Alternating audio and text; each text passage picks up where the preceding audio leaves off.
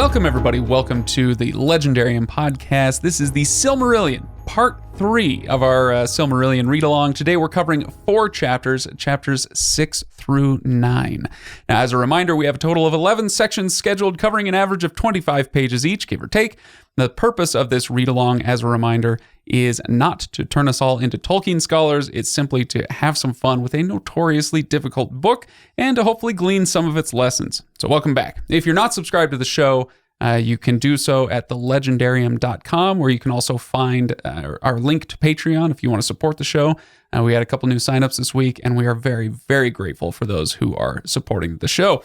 I am your host, Craig Hanks, and with me, as always, he's capable of weaving terrible, light-devouring webs of evil with only the hair on his feet. It's Ryan Bruckman. Yep. And he's very tired also. I'm very tired today. I'm not expecting much in the way of comebacks. And while he claims that his crown jewels glow with an inner light, luckily I can neither confirm nor deny it. It's Kyle Lemon. I don't ever speak about my crown or family jewels again. All right, so guys, welcome back. I promised you not last week, but during the last recording, that the next section would be more exciting than the last. Last time it was a lot of family tree stuff. It was a lot of setting up the characters, the locations, and now the story is beginning in earnest. Okay, so first of all, just I guess yes or no, high level, was this more enjoyable, more exciting than the last time? Yeah, absolutely. Definitely more action, more things happening. It felt, like you said, we're in Silmarillion proper, I feel. So we've got some semblance of plot lines and things happening. Right. Just stories. We actually have Silmarils. Actual story, yeah. So do you want to recap? Let's recap it so we can all remember what we've been reading. Okay, so Melkor is free. His 3 ages of imprisonment are up, and now he lives in Aman, mingling with the Noldor and handing out advice and knowledge like candy. He seems like an okay dude now, but our narrator assures us that he is not. Indeed, he's been spreading lies among the Noldor, making them suspicious of each other and even of the Valar themselves. In the meantime, Fëanor, the mightiest of all the Noldor, crafts the Silmarils, 3 great jewels that contain within them the light of the 2 sacred trees. And none too soon, because Melkor betrays everyone, teaming up with the great spider Ungoliant, and together they kill the trees, and Ungoliant drinks up their light, destroying it forever. Now the pure light of the blessed realm exists only in the Silmarils, which Melkor steals and takes with him to Middle-earth. So, Fëanor and his 7 sons swear an oath to pursue the Silmarils forever from anyone who would claim or keep them. It's a terrible oath, and its consequences begin immediately, as there's sharp division among the Noldor, and some of them even murder their friends, the Teleri. Eventually, most of the Noldor find their way to Middle-earth to pursue the Silmarils and establish their own kingdoms as they can. So I think, guys, it's fair to say we have the makings of a very cheerful story on our hands. We have a MacGuffin. We do. That's right. That's right. 3 of them. 3 of them. Yeah. The MacGuffins 3. The brothers MacGuffin. Something like that. Okay. So, Kyle, tell me a little bit about your reaction to this section. I mean, we already said, it's more interesting. We feel like we're getting into the story. Was there anything that jumped out to you that you thought, as you were reading it, like, oh man, this is really cool, or not? A couple things. I think just the Silmarils in general, I like that he's taken the light and he's crafted that in there. I like objects, those types of things. We've talked about that in past episodes. Magical objects. Yeah, like I said, something that, whether it's magical or it's the MacGuffin, like we just said, it's the thing that everybody wants. Right. I was very frustrated that Melkor was set free. Okay, you're not the only one. And I'm sure I share that with many. And walk me through this, because I'm pretty sure, this is my first time through. I'm still trying to figure out who's who and all that kind of stuff. Sure. So they let Melkor free, mostly because he's been on good behavior for 3 ages. Sure. And Manwë basically struggles to understand evil at all. Like he can't quite comprehend evil. So Melkor's putting on a show and basically tricks or just convinces Manwë that he's reformed. And so Manwë's like, yes, we need to let him free. And that just feels like a real bad idea. Like that just, for me, there's the whole, okay, I guess there's forgiveness, but this just like he's been doing this since before the universe was even formed. Like there's no, Sure. he's been doing this. He's been bad way longer than he's been good. And it just seems like a bad idea when you're talking about what's the greater good. And I was reading, I can't remember who it was, but I was reading some notes on this, and they compared it to the decision in Lord of the Rings when Aragorn decides to go after Merry and Pippin instead of going after Frodo, where it's like from his moral perspective, he's like, I can do something about saving Merry and Pippin, and so I should save them and I should go rescue them. But when you think about it from a grand scheme of things, like, why would he do that when everything rests on Frodo and the greater good is going with Frodo, and you've got to kind of sacrifice, for the greater good or whatever. So I thought it was an interesting comparison, but to me, it's you keep Melkor chained up in a way, otherwise you're asking for trouble.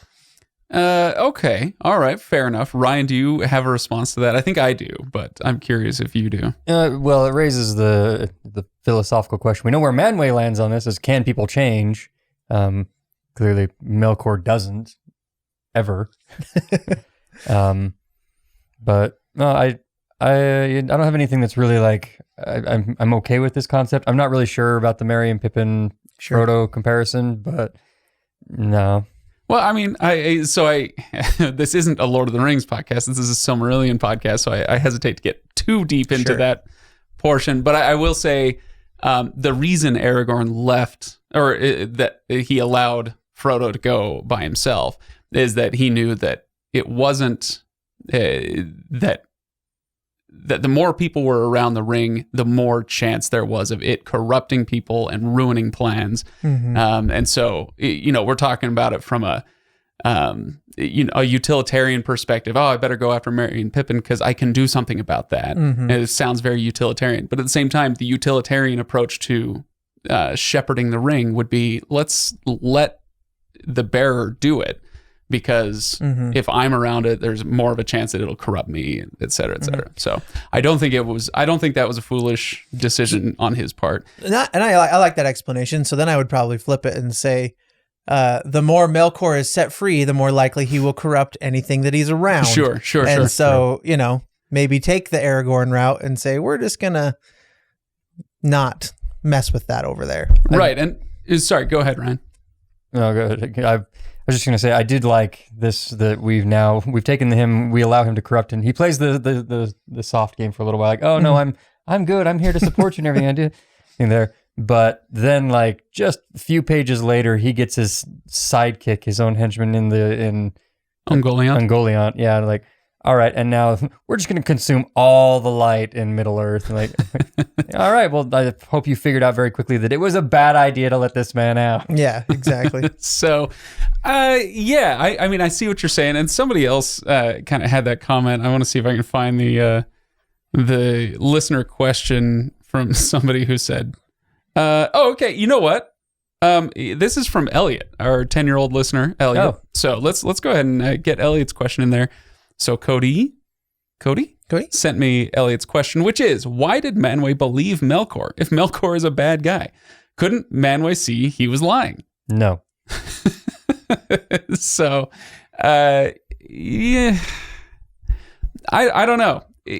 First of all, how much do we trust the narrator of the story? Because we've already made reference to a lot of the things that are a little bit iffy, like, do they really understand what was going on with the elves at Lake Cuiviénen? Mm-hmm. How much of this is just guesswork that's kind of patching in the story? Mm-hmm. And so the narrator is saying, well, Manwë is so good that he can't possibly understand evil. Is that true? Maybe. Possibly. I don't. But if that's true, then that raises a sticky theological point, because Manwë is closest in his mind to Ilúvatar. Yeah. So is that true of Ilúvatar? That God himself cannot understand evil? Mm-hmm. That would be weird, yeah, right? I think there's a pretty easy, in my mind, there's a pretty easy answer to that, though. And it's that Manwë might be unable to. He may not have the full comprehension because being closest doesn't mean he has full comprehension. Right. The way that Eru Ilúvatar would have, and his ability to manipulate Melkor's rhythms and everything earlier on showcases that he can see and know, like, no, it's going to be part of the plan that I create. So I wouldn't say that it goes that far that God can't understand that, but it is a little weird to have the most powerful ruling demigod, like, no God, no, he's lowercase g. Yeah, lowercase g God, that's fine. Manwë have that flaw that I'm just so good, I don't see evil, or I'm not really sure. It's like, I don't know. I guess if you don't understand sarcasm, if you don't know what that is, it just kind of passes over you. Maybe that's kind of what it is for him. Like, and that's all it was. It was just Sure. Melkor was really sarcastic, and he didn't understand sarcasm, and just right over that. So let me also throw this out there. We're dealing with lowercase g gods, right? Mm-hmm. We're dealing with gods. They exist in a different way than human beings do, right?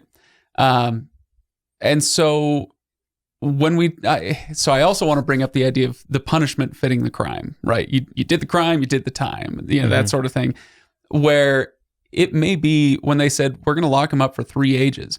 I don't know that we quite grasp just how long that may have been, right? Where he was captive for 3 ages and so much happened in that time. Now, obviously the page count is low, but the elves are living in Aman for who knows how many thousands of years, right? There's peace and plenty and light, and they're crafting things and inventing stuff and all, whatever else is going on during that time.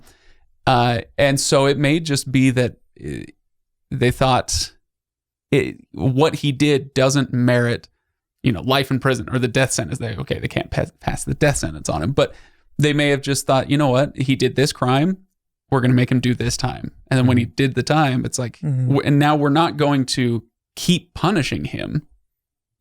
So I don't know. There's that, it's a sticky idea of how justice works and, how prison works and all that. And I don't know where I come down on it, but the idea of it not being about coming out reformed, but just doing the time, like, you don't being have to punished. change. Yeah. Yeah. It's an interesting way to look at that. Yeah. I mean, it also, I think, goes to like a higher philosophical, that's a word. Philosophical angle where you're saying, like, without conflict there can be no resolution, and if you're going to resolve this race into, I think, were we talking about it last time, where eventually it's men that will take over and the elves will sail away, and like if they're just going to be in this state of peace and light and nothing happening, there has to be some sort of conflict in there for things to get moving. Friction creates energy creates movement. And in order for things to evolve and progress, you have to have, conflict. Yeah. So, yeah, absolutely. And I don't know if it's, that kind of, 8D chess that we're playing here. It could just be a more simple explanation, but I like that one too. So, okay. Well, so in answer to the question here from Elliot, why did Manwë believe Melkor if Melkor is a bad guy? Well, I don't know. I don't know that he did believe him. He may have just decided because Melkor is a good being, Melkor, because Manwë is good, he may have just said, you know what, I'm going to do my best to forgive. And of course, that doesn't work out for the best necessarily. I mean, in a way, it doesn't work out for the best, but still, I guess, what if we analogized this to a situation in the real world? You've got somebody who is, I don't know, what's a terrible crime that we don't feel awful talking about on white shoes after Labor Day. Wearing white shoes after Labor Day. Yeah. I was going to say, it doesn't even have to be a terrible crime. I mean, where my mind went was, when my son tells me that he'll never do the thing again, that like he spilled something all over the counter, or he, had an accident, off with his head, had an accident or something like that. And, he gets in trouble for whatever reason he gets in trouble, and he'll never do that again. Like, I know you're not going to never do this again. I know you're going to eat chips on the couch and you're going to, smear chocolate or wipe a booger on the wall or something like that. I'm never going to do that again. I don't believe you, but I forgive you, and you're not in trouble for that anymore once you've cleaned it off or once, whatever. So I don't know. Yeah, Melkor's wiping boogers on the wall is what's happening.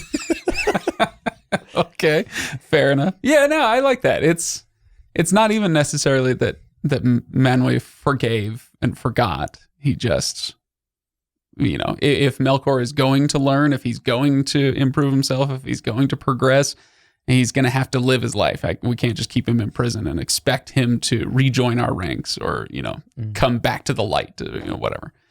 So there you go.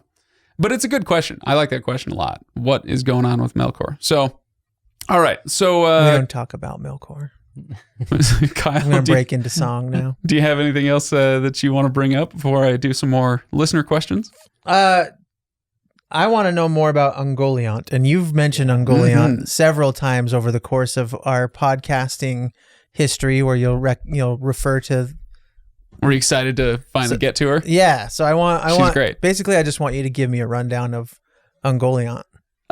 Yeah, sure. So there was a listener question, so we might as well bring that up. Let's see. Oh, who brought up Ungoliant? It was Deepholt, who says, okay, I'm guessing Ungoliant will come up. Correct. Yes. Okay, absolutely. Good guess. Are we to assume that all spiders, giant and man-eating or otherwise, are her descendants, or did spiders, at least as an idea, exist before she took on that form? And does her breeding a race of gigantic spider monsters go against the evil cannot create, only corrupt thing? Okay, so a rundown of Ungoliant. Ryan, you look like you got something on your mind. No, I was just saying my answer to the first of the 4 questions in there about are all spiders her descendants, I would say no. That is correct. She took on a form that pre-existed. Right. So we know, in chapter 9, 8, whatever it was, when Melkor and Ungoliant cross the Great Sea, they go back to Middle Earth, and then Ungoliant, it said, eventually settles in this valley.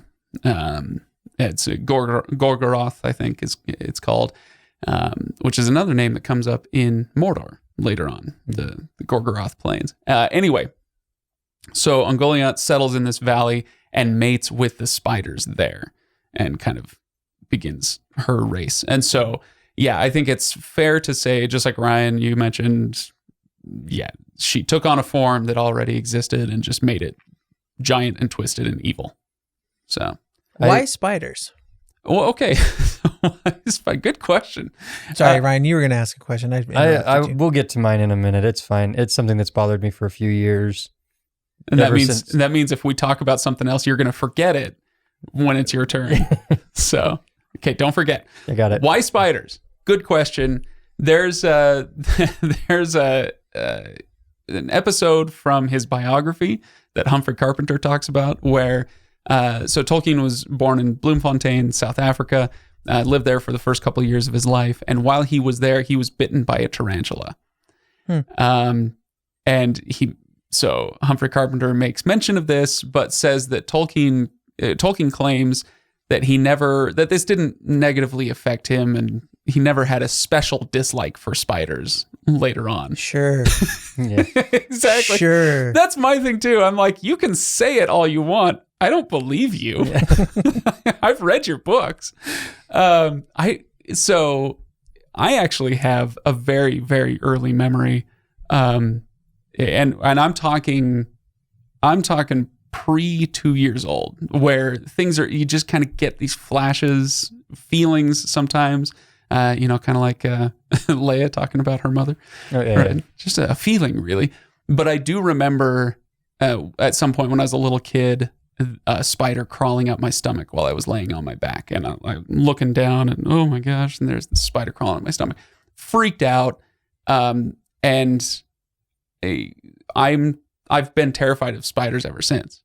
It's just part of who I am at this point. Now I'm 35 years old. I can kind of deal with that, and it's not such a big deal. But for several decades after that, spiders just doesn't matter how big they are, how small they are, something about the way they move. They clearly have evil intent and they must be destroyed.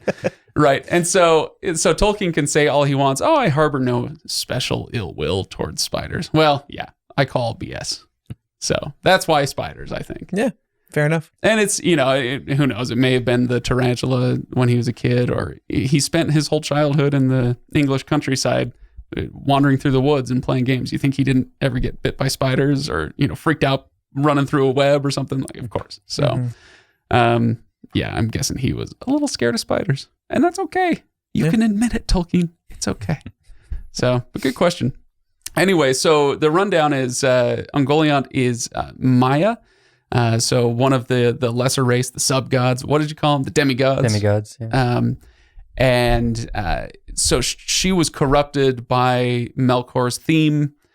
So when they came down to Ea, she was one of those, corrupted creatures, but then eventually split off. She's like, I'm doing my own thing. Screw you guys. You're not evil enough. Whatever. So she settles in this valley in the south of the Blessed Realm, and she's able to spin these webs that absorb light, and she can drink light.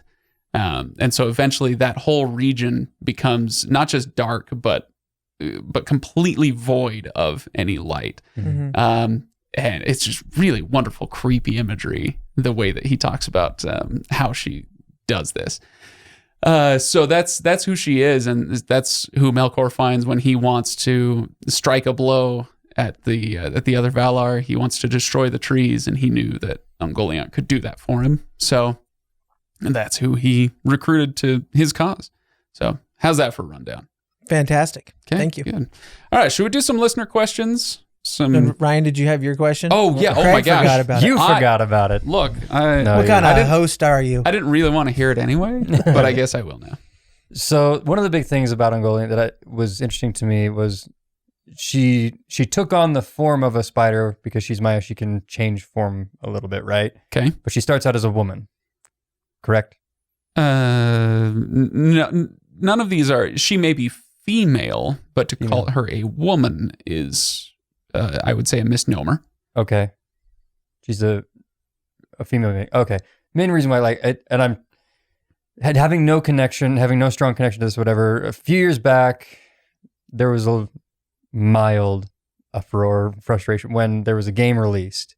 Oh gosh, that made one of her children. Is this Shadow of War? Shadow of War, which I made it like Sexy Shelob?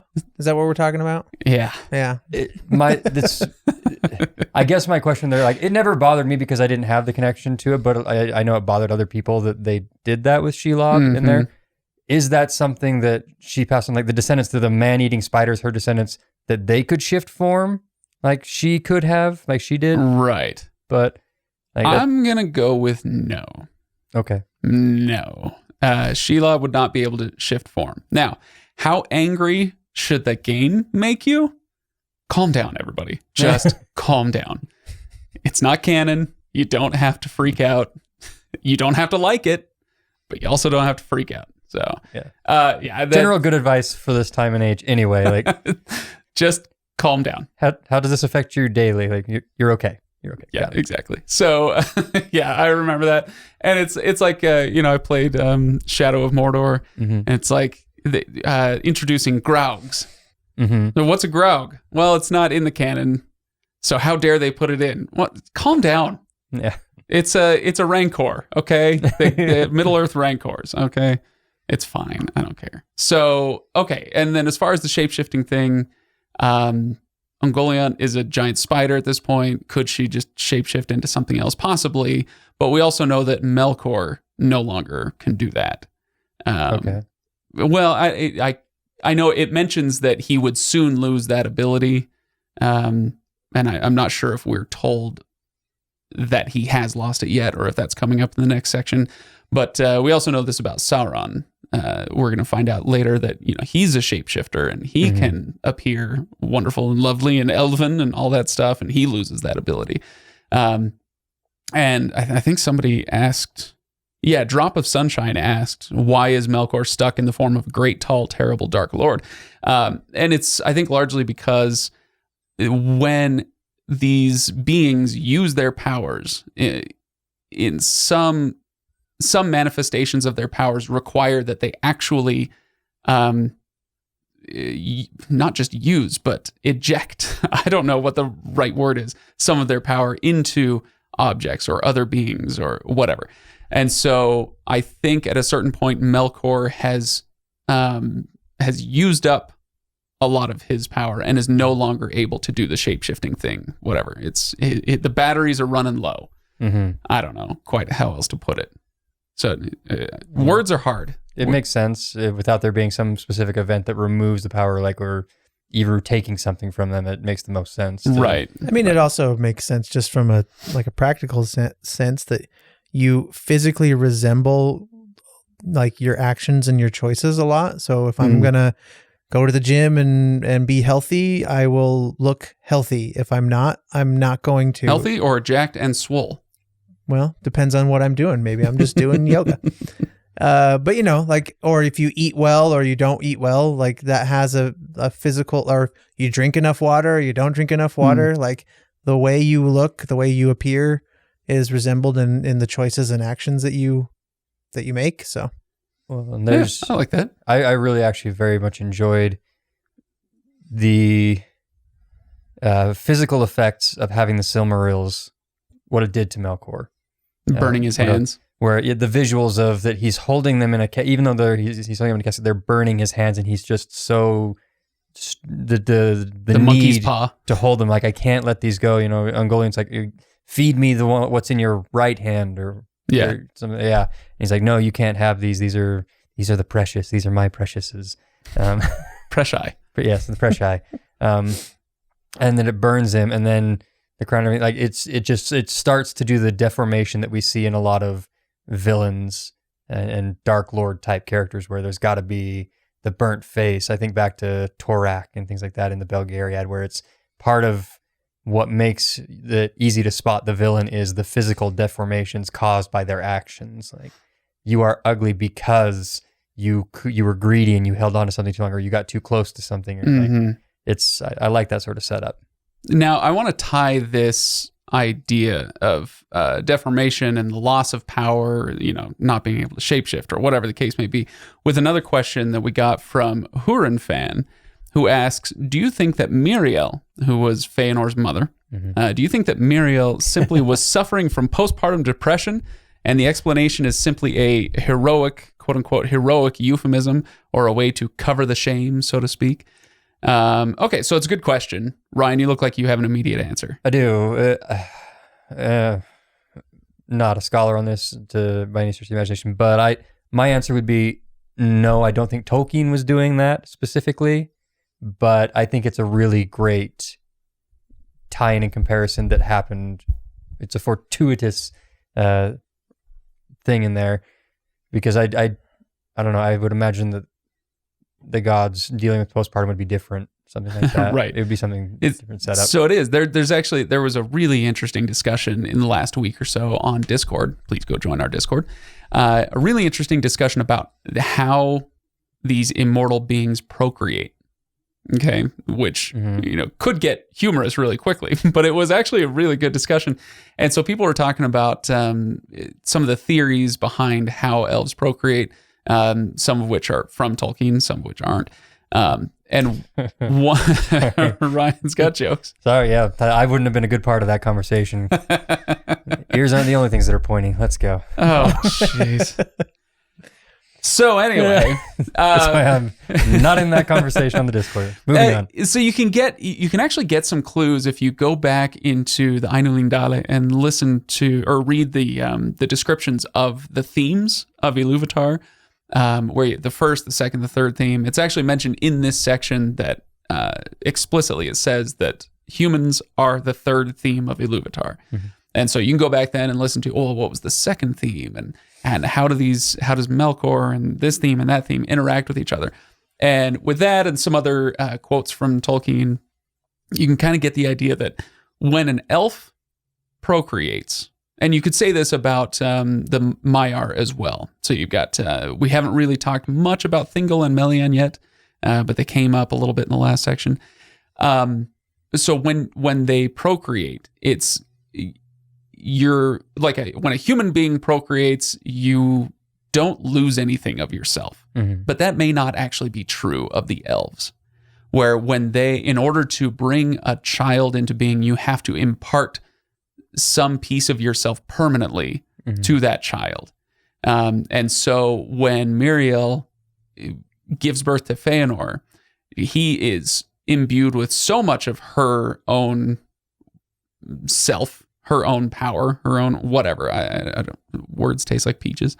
That she is no longer able to live. So it's not a, I don't think a postpartum depression thing. I think it's specifically how elves procreate and how, he kind of took the whole life force of his mother, in addition to whatever his father imparted, in addition to whatever he has innately. And that's why he is described as the most talented, the most powerful, the most cunning and wise and all this, because he has so much of his parents in him. Does that make sense? So anyway, I bring that up in part to tie it back to the shape-shifting thing. Why is Melkor stuck in his great, terrible Dark Lord form? And it's because he imparted too much of his power to other things, whether it was, feeding power to Ungoliant or crafting this or, whatever. I don't know all the mechanics of it, but I think we have a similar kind of explanation there. Yeah, so makes sense. Anyway, okay. Fëanor was just so extra, as the kids say it. Yes. Well, yeah. Somebody actually did say that. Fëanor. Okay. You know what? Let's go ahead and talk about this one. This is another one from Huron Fan, who says, "What about the Noldor set them apart from the other elves that caused them specifically to get this fate? Similarly, what are the largest flaws and weaknesses of Fëanor? Why is he so extra?" says Huron Fan. So, Ryan, you're right on there.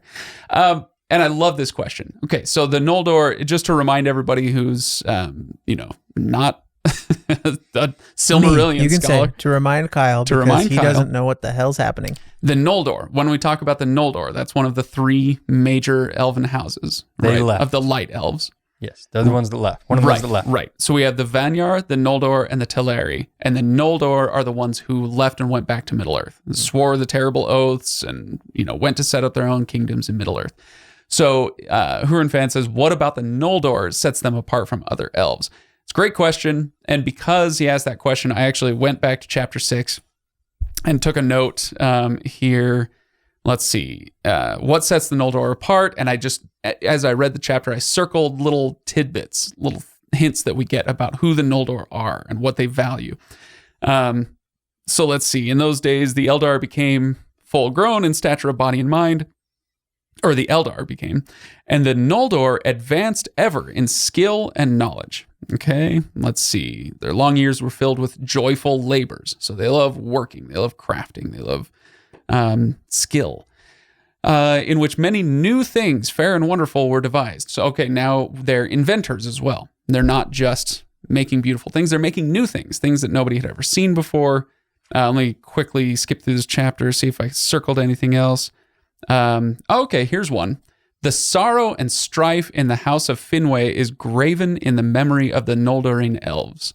So now we have a hint that when Miriel died, did I get the name right? Yeah, Miriel. When Miriel died, Finwë remarried and had two more sons. So now Fëanor has half brothers, and there was a lot of division between those two sides of Finwë's house, right? And so that sets up, some division within the Noldor themselves.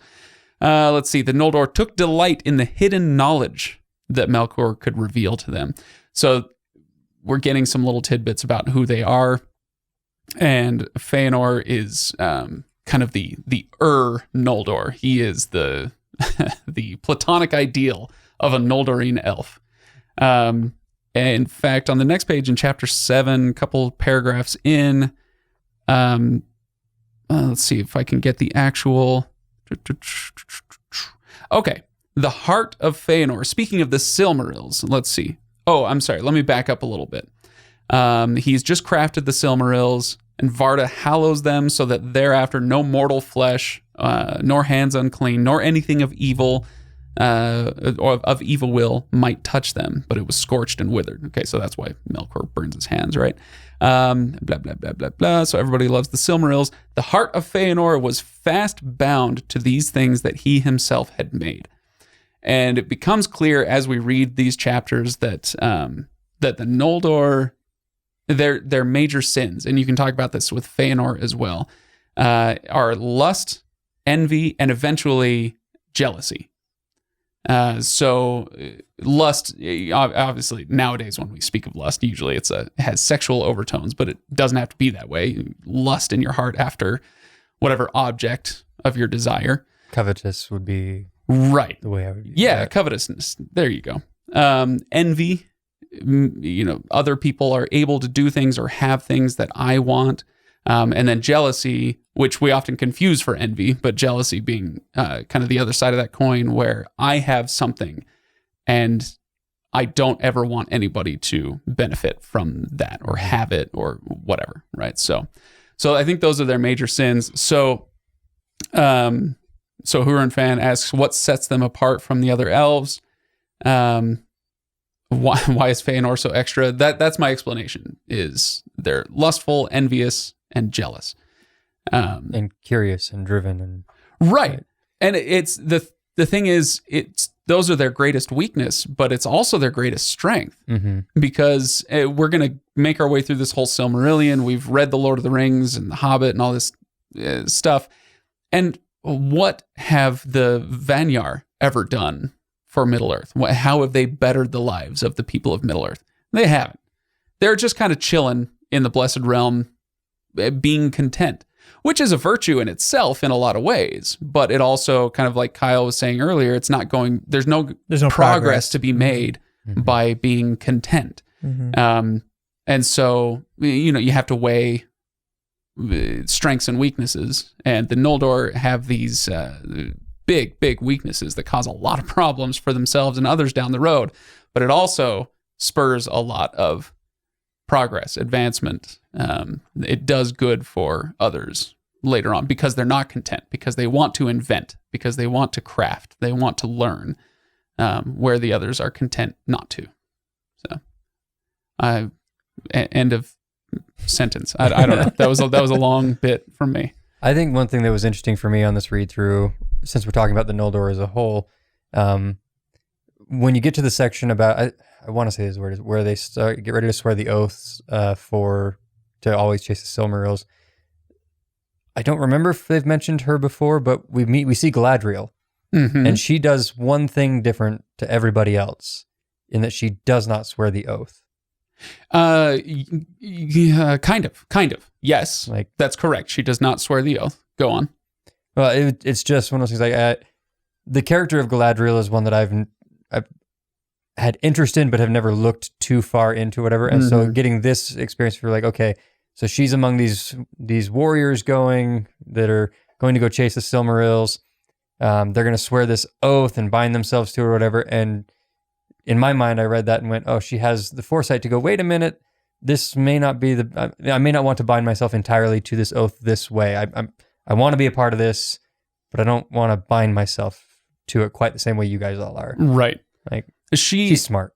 She is ambitious. She's very ambitious. So it talks about how in Galadriel's heart was kindled the desire for her own kingdom. She wanted freedom to set up her own kingdom in Middle-earth, and that's why she's going. She does not swear the oath, like you said, Ryan, but okay. So there's a paragraph in the final chapter, The Flight of the Noldor, in which, let's see. Okay. Slower and less eagerly came the host of Fingolfin after them. So we've got Fëanor leading his house. We have Fingolfin leading his house. And okay, so now this is where I tell people, okay, now keep a little bookmark on the family tree in the back so you can constantly flip back there to the family tree. So let's go to the family tree, and we're going to pull it up. Okay, so we got Fëanor, we've got the house of Fingolfin, and we have the house of Finarfin. These are all the Noldorine elves. And Galadriel is of the house of Finarfin. Okay, so she's with okay. Of those, Fingon was slower and less eagerly came the host of Fingolfin after them. Of those, Fingon was the foremost, but at the rear went Finarfin and Finrod. So Finarfin being Galadriel's father. And many of the noblest and wisest of the Noldor. And often they looked behind them to see their fair city until the lamp was lost in the night. More than any others of the exiles, meaning those who went to Middle-earth. They carried thence memories of the bliss they had forsaken. And so Galadriel is part of that group. She's part of the Noldor who are leaving. She's in the rearmost group with the House of Finarfin. And they're the ones who are, they're leaving, but they're not pissed about it. Fëanor's pissed about it. The House of Finarfin, including Galadriel, they're a little bit, this is an awfully nice place. I'm going to miss it a lot. I have other things I want to accomplish, but I'm going to miss this place. So when we talk about the oath and who swore the oath and who does all these evil deeds, the general rule, I think, would be anybody who's further toward the front of the group, i.e. the House of Fëanor, they're the worst ones. And the ones toward the back, they're the best ones, i.e. the House of Finarfin and Galadriel. Got it. Again, a general rule. So the Fëanor and his 7 sons swore the oath. None of the others swore the oath. That doesn't mean they're not leaving, but they didn't swear that oath, the pursuit of the Silmarils. So, does that make sense? Yep. Mm-hmm. I hope that's a decent explanation.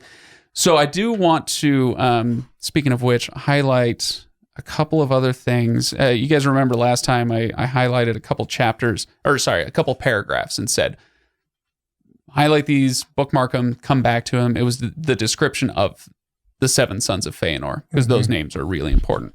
Similarly, I should say in chapter 9, so a couple pages into chapter 9, in my second edition, it's page 83, but I'm not sure where it's going to be. There's the paragraph that starts, "Then Fëanor swore a terrible oath." And the second half of that paragraph is that oath. Okay, so we've got vowing to pursue with vengeance and hatred to the ends of the world, Vala, demon, elf, or man, as yet unborn, or any creature, great or small, good or evil, that time should bring forth unto the end of days, whoso should hold or take or keep a Silmaril from their possession. So that's the oath. We don't care who you are. You could be a mouse or a god. If you try to take or hold a Silmaril, you are our enemy, and we will pursue you and take it from you. So that's the oath. So highlight that, similar to the other paragraph I mentioned. Come back to that. Whenever the oath is mentioned and you're like, wait, what was the oath? It's not that complicated, but you might want to come back and check out the wording of it. Yeah. The other one was a few pages later. There is the curse of Mandos. And this comes into play a lot. Essentially cursing the Noldor for their oath. And for their pursuance of it. Pursuance? Is that a word? Sure. Pursuit. Thank you. I'm very smart. Tears unnumbered ye shall shed. And so that's how it starts. I'm not going to read the whole thing, but basically, no good will come of this. So those 2 paragraphs are the curse of Mandos, and they should also be highlighted so you can return to them often. The oath and the curse of Mandos. Yep. So anyway, there you go. Another listener question? Yes. Okay. Kyle, I'm going to send this one to you. I don't know what it's going to be yet, but oh boy, I haven't heard from you in a second. So prepare for disappointment, dear listener. I will. Okay, let's do another Huron fan. No, we're gonna do Lady Sweden. So we're gonna go back to the gods. Leaving the elves and go back to the gods. Is Manwë a good leader? Lady Sweden asks. Why doesn't he listen to the advice of the other Valar while he doesn't know evil? He seems to think too highly of himself and his judgment, which causes real problems. So, is he a good leader? Let's keep it simple. What do you think? Hard to say, because I don't know that I know enough about Manwë's intentions and inner thought. Like we talked about earlier, he's the closest in thought to Iluvatar. Mm-hmm. So, I mean, it just goes back to our earlier question around letting Melkor free. What does that do? I don't see any evidence to think that he's a poor leader. I don't know. Ryan, I don't what know do if you I'm think? the most equipped to answer this. Yeah, to be honest, so. who is? None of us, contrary to popular opinion, are gods. So, I would say, is he a good leader? I would say, let me flip this just a little bit. I think depending on your answer will affect your viewing of his unchaining of Melkor. I think if you think that he's a good leader, that he's trying to be, like you were talking about, I'm going to give you the opportunity. I'm a good fatherish figure. If you feel that way, then it makes sense that why he unchained Melkor. Going back to our earlier discussion. But if you think that he is flawed and that he is blind to things, and that's what makes him unable to do things, then I would say you'd probably think he's a bad leader.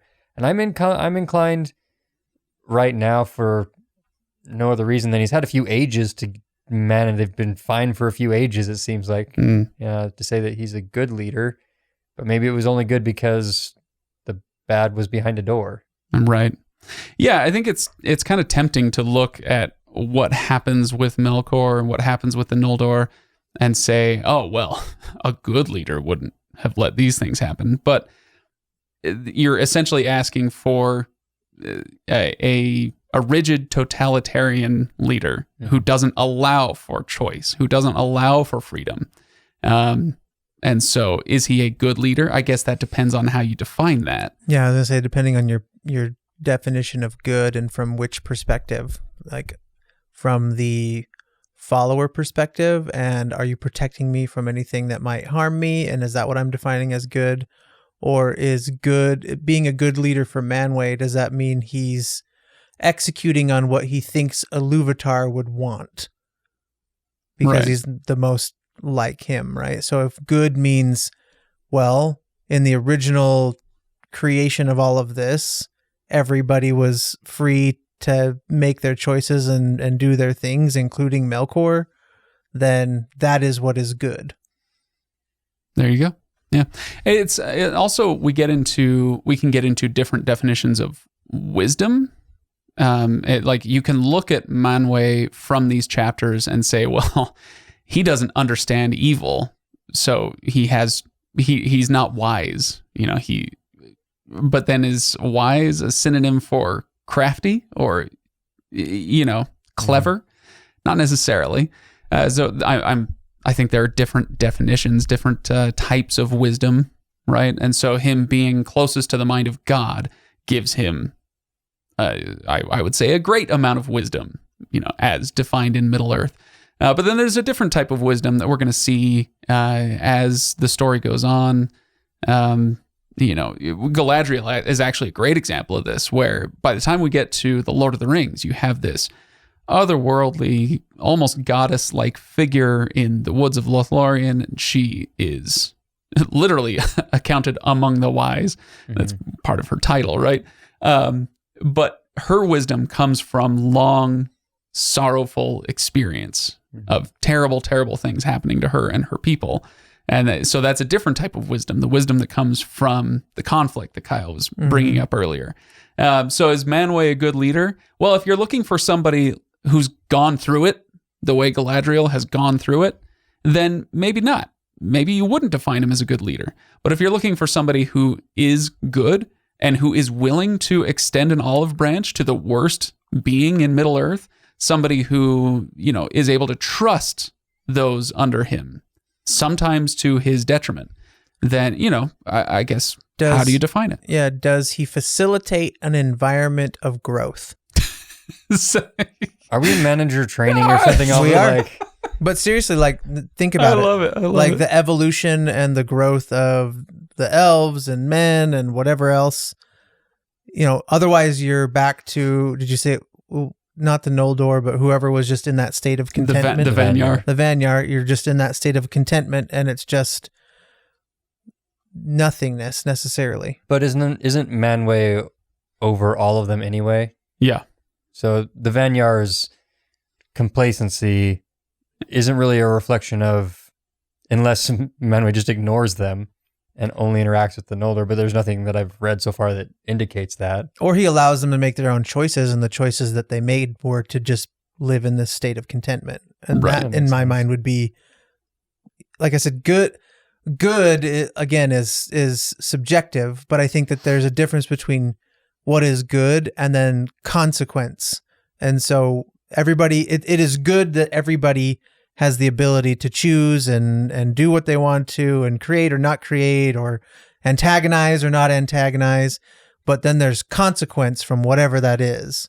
And those consequences can be perceived as positive or negative depending on the recipient of those consequences. Right. What you're saying is that Manwë needs to have an end of age review with the Vanyar. Yes. You get a 3% increase on light, on Elven light this year, this age, Melkor. I don't know. So, okay, the Lady Sweden had a part 2 to this question, or at least I consider it part 2. It was a separate question, but she says, the Valar have seen the Maiar fall off the wagon and go dark, a sign of free will. And we might say one of the Valar as well. Mm-hmm. How come they are not more prepared that the elves might want to decide their own fate and path, or faith and path? It's a good question. Why aren't they more prepared for the Noldor taking off? And my question would be, are you assuming that the Valar are really cynical, or do you want them to be really cynical? Because if they are, then maybe they would have made more quote unquote preparations for this sort of thing. But I don't think that's any way to live your life, and certainly not if you're a god. So let's put this in really mundane terms. I have seen, you drive down the highway and you see some obscenely bad driving. People cutting off, they're not using blinkers, they're cruising in the left lane. Oh boy, there is no greater sin in my book. I hope Ken's listening. Whatever, they're cruising in the left lane. They're cutting people off, whatever the case may be. The bad drivers. But that's, a minority of drivers out there, and you don't expect the person in front of you to be that bad a driver. I mean, maybe, I guess, or I don't know, somebody does something that you don't approve of. You don't assume every other person is going to do that. I don't know what my analogy should be, but if you guys have anything better.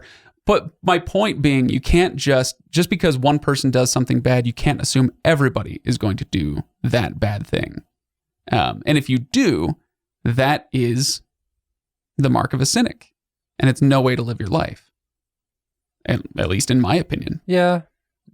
But there's also things like when something happens, like building in oh, this happened, we should probably have a plan for this if it happens again in the future type thing.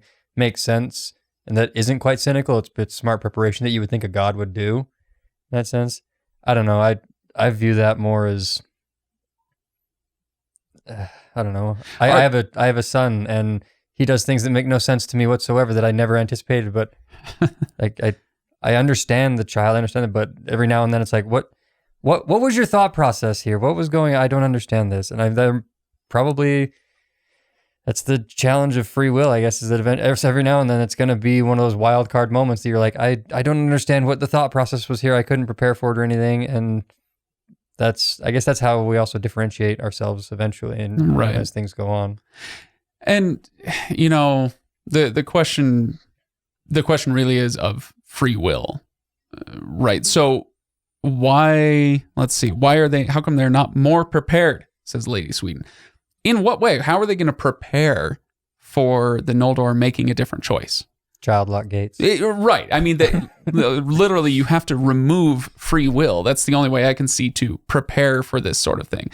Now, we can get back to our earlier discussion about why did they let Melkor out? They should have never let Melkor out, et cetera, et cetera. But we actually have indications, like I read the bit about Fëanor being, his heart was set on the Silmarils.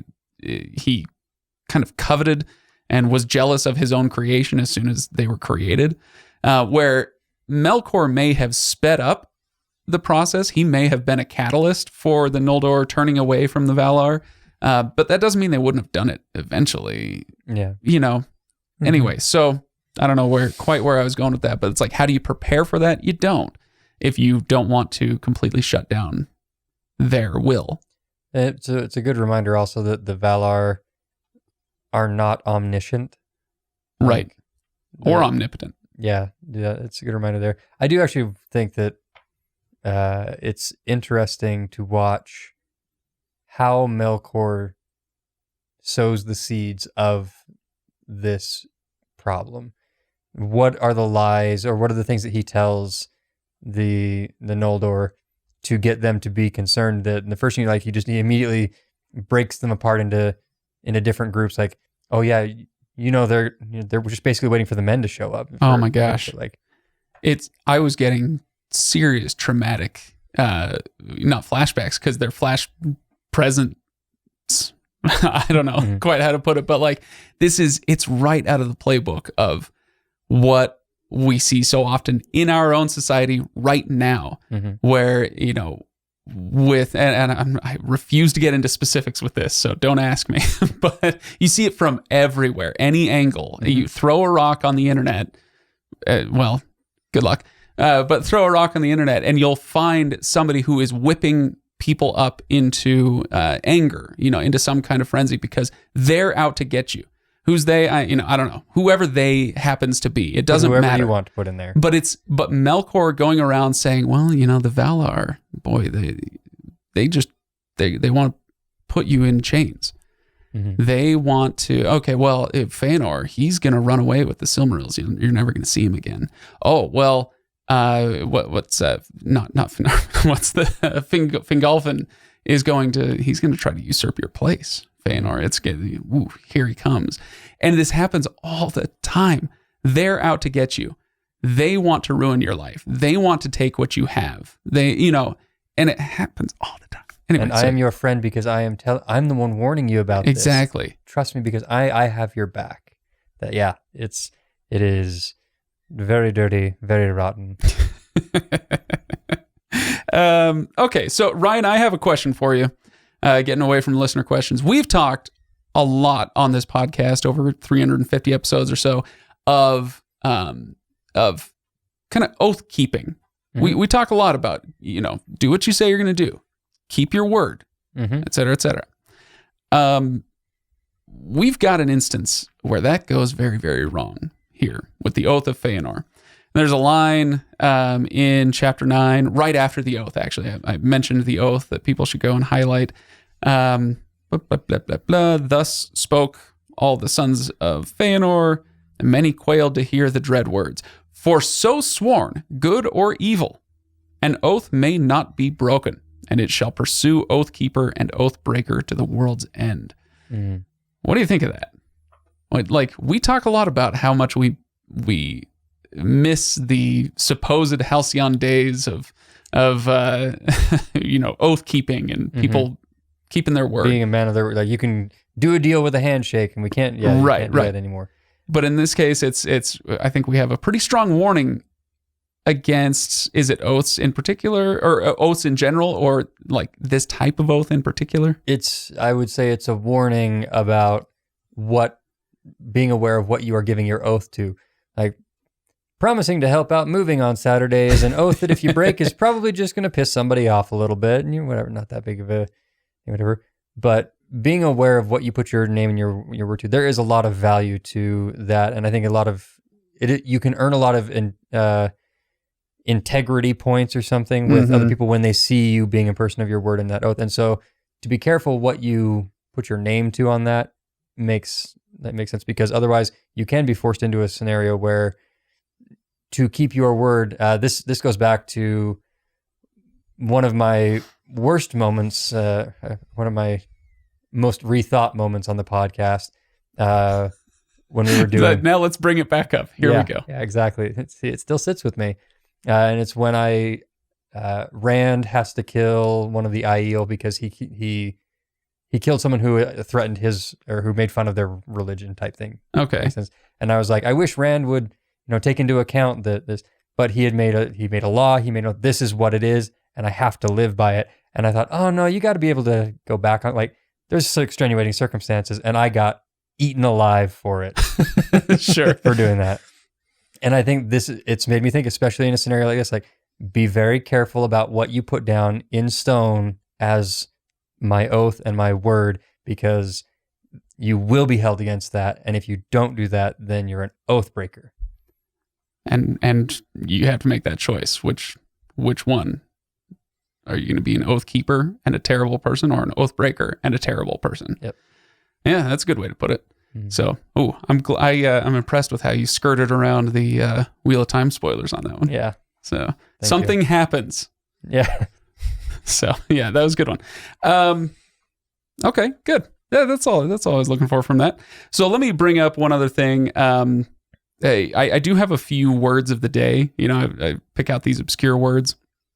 But first, I want to pick out a very common word, and that's pride. So there's a lot of talk of pride in these chapters. You know, so Fëanor is proud when it comes to his Silmarils. The Noldor are proud. They swear the oath in their pride, et cetera, et cetera. So I was reminded, let's see, when I read this section, Fëanor began to love the Silmarils with a greedy love and grudged the sight of them to all save his father and his 7 sons. He seldom remembered now that the light within them was not his own. So this concept of him, you know, becoming prideful, and that turning into jealousy. Anyway, so in French, there are 2 words that I want to bring up: la fierté and l'orgueil. And both of them are translated into English as pride. We don't have this split, but in French they have the split, and I'm sure other languages have them as well. Kyle, I don't know about Spanish if they have this division, but in French you can have fierté, which is the same. It's the kind of pride that you have when your child does something well and you're so happy for them. You know, we talk about this all the time. I'm so proud of my son for kicking that boy's head in the karate tournament, whatever. I don't know. Like I'm proud of my boy. And it's kind of like a righteous, it's a good kind of pride. And then l'orgueil, which is the kind of pride that we're warned against, that can lead to jealousy, that can lead to lust and anger and envy. Anyway, so I just wanted to bring that up. Like this word pride comes up all the time. And I wish we had another one. Wish we had another word for pride that we could differentiate between the good and the bad kinds. I don't know. Thoughts and feelings?